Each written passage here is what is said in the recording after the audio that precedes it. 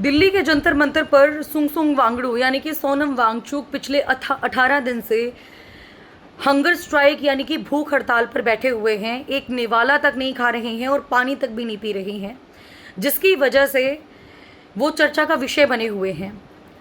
जिनसे इंस्पायर होने के बाद थ्री इडियट्स मूवी बनी थी और थ्री इडियट्स मूवी बनने के बाद करोड़ों करोड़ों रुपए उस प्रोडक्शन ने कमाए। उस प्रोडक्शन के जो मालिक है उनके अंदर शायद बोलने की हिम्मत नहीं हुई सरकार के खिलाफ या सिस्टम के खिलाफ। लेकिन आज एक वीडियो सोशल मीडिया पर बड़ी वायरल हो रही है ओमी वैद्य की, यानी कि जिन्होंने थ्री इडियट्स के अंदर रोल प्ले किया था चतुर का और साइलेंसर का, और उन्होंने वीडियो बना दी। और वीडियो बनाने के बाद लोग यही बोल रहे हैं कि जो विलन है मूवीज़ के अंदर वो असली हीरो है रियल में, क्योंकि अभी तक ना तो आमिर खान की तरफ से कोई उसको लेकर एक बात सामने आई कि वो सपोर्ट कर रहे हैं नहीं कर रही हैं। राजू रस्तोगी का जिन्होंने रोल प्ले किया वो भी नहीं बोल रहे हैं, ना फरहान अख्तर बोल रहे हैं। और सिर्फ इसी बात को चर्चा का विषय इसीलिए बनाया जा रहा है क्योंकि जिनकी वजह से उनकी मूवी को इतना ज़्यादा हिट मिला, इतने फॉलोवर्स उनके गेन हुए, इतना ज़्यादा उन्होंने पैसा कमाया। आज वही सोनम वांगचुक जब धरने प्रदर्शन पर बैठा हुआ है तो वो व्यक्ति बोला है जिससे शायद ही किसी को उम्मीद थी। और लिटरली हम लोग भी नहीं चाहते कि सोनम वांगचुक हमें छोड़कर जाएं। हम भी चाहते हैं कि वो जल्द से जल्द अपनी भूख हड़ताल को तोड़े, लेकिन तोड़ेंगे कब?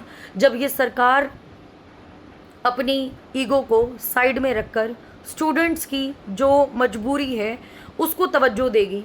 मैंने पिछले दिनों एक वीडियो बनाई थी जिसके अंदर मैंने बताया था, बड़े बड़े 3 रीजंस बताए थे कि क्यों आखिर जो धर्मेंद्र प्रधान है वो इस्तीफ़ा देने को तैयार नहीं है। सरकार दबाव इसीलिए नहीं बना रही क्योंकि सरकार की कूटनीतियों के बारे में कहीं आकर चिट्ठा ना खोल दे धर्मेंद्र प्रधान, इसीलिए वो इस्तीफ़ा नहीं दे रहे हैं। ना सरकार उनके ऊपर दबाव बना रही है और सत्ता का घमंड कहीं ना कहीं उनके अंदर आ चुका है, जिसकी वजह से इन बच्चों की अनदेखी की जा रही है। और ये हंगर स्ट्राइक और ये जो धरना प्रदर्शन है ये इसी वजह से टूटेगा या फिर इसी वजह से ये हटेगा, तब वो बच्चे वापस आ जाएंगे जिन्होंने आत्महत्या कर ली थी। 18 के करीब वो बच्चे हैं जिन्होंने आत्महत्या की नीट का एग्ज़ाम कैंसिल होने के बाद। इन चीज़ों का जवाब कौन देगा?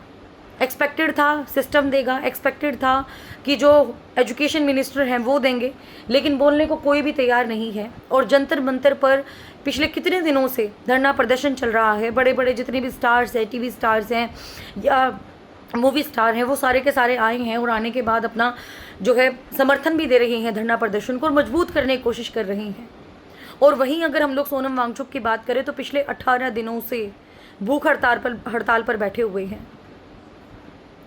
लेकिन ये सरकार, ये सिस्टम कब दबेगा, कब झुकेगा, कब जो स्टूडेंट्स की मांग है उसको एक्सेप्ट किया जाएगा, अभी तक इस बात का जवाब किसी के पास भी नहीं है।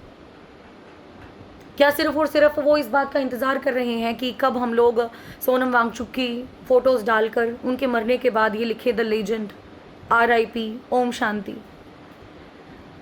और एक्सपेक्टेशन थी थ्री इडियट्स के, वो थ्री इडियट्स से बहुत ज़्यादा एक्सपेक्टेशंस थी। हालांकि तीनों को तो टारगेट किया गया, साथ में करीना कपूर जिन्होंने बहुत बड़ा रोल उसके अंदर प्ले किया था, ना वो बोलने को तैयार है। सरकार से किस बात का डर? क्या हम सरकार मुंह पे ताला लगा देगी हमारे पे तो हम लोग बोलना बंद कर देंगे? ये तो लोकतंत्र की सरेआम हत्या हुई और जो चुप होकर बैठे हुए हैं वो इस लोकतंत्र की हत्या के पक्ष में है कहीं ना कहीं। मैं तो सरकार से यही अपील करूंगी कि धर्मेंद्र प्रधान से जल्द इस्तीफ़ा लिया जाना चाहिए। बार बार जो ये सिस्टम फेल हो रहा है, 1 बार 2 बार 3 बार 4 बार क्यों हो रहा है, इस चीज़ का जवाब मांगा जाना चाहिए। किन की जेब भरने की कोशिश की गई, किन मछलियों को फंसाया गया, उस बड़े मगरमच्छ का क्या हुआ, किसका इसके पीछे हाथ था? क्योंकि नीट के एग्ज़ाम जहाँ पर रखे जाते हैं वहाँ पर किसी आम आदमी का पहुँचना बहुत मुश्किल है। उन्होंने किया होगा जिन्होंने वहाँ पर वो एग्ज़ाम रखे होंगे, उन्होंने वो की, उन लोगों को पकड़ाई होगी। ये टेलीग्राम ब्लॉक करने से या फिर बच्चों की आवाज़ दबाने से या सोशल मीडिया प्लेटफॉर्म पर जो ये वीडियोस बना के डाल रहे हैं, जो कॉकरोच जनता पार्टी के पक्ष में वीडियो डाल रहे हैं, इन अकाउंट्स को बैन करने से कुछ नहीं होगा।